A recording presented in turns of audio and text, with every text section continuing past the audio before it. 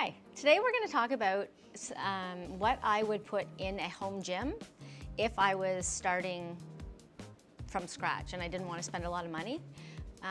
This is based on us trying to give you an alternate solution for exercising when it's super hot out, because when it's 30 degrees or even 25 degrees, a lot of people don't want to go run or bike outside. So if you have an air-conditioned house, which most of us do, I'm going to just go through a few little things what I would get for exercise equipment on the cheap side. Okay, so very, very basics.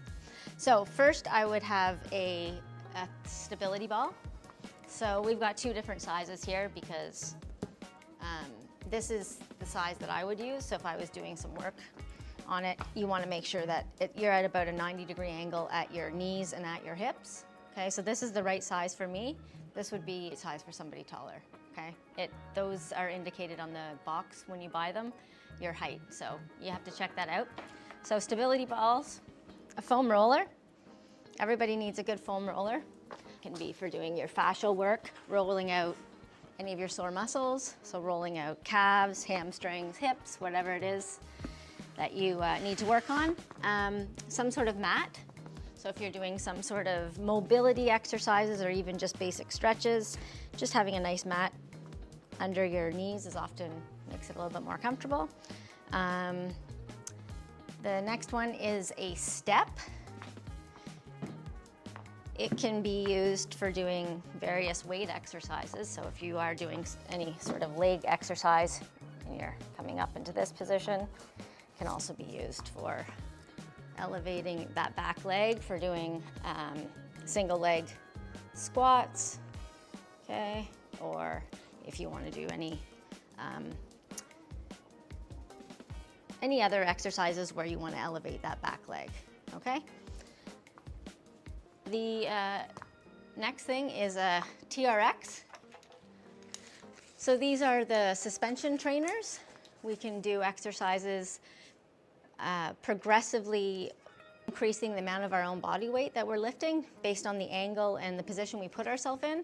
So if we wanted to do an exercise where we're not having to work very hard, I'm going to be almost in an upright position. I'm going to kind of lean back and come up. You can do your various exercises for your back from here. And if I want to make that more difficult, then I can be almost almost horizontal. I'm going to work from here. That's actually a lot harder. So this is really great for doing any type of core work, any sort of stability work. The other thing that I would have is just some various strengths of TheraBands for doing any sort of rotational work, rotator cuff, and like I said, have a few different strengths. And lastly, I would have a couple kettlebells. Either kettlebells or dumbbells, but some sort of resistance. And I would have probably 10s, 15s, and 20s would be the three weights that I would start with.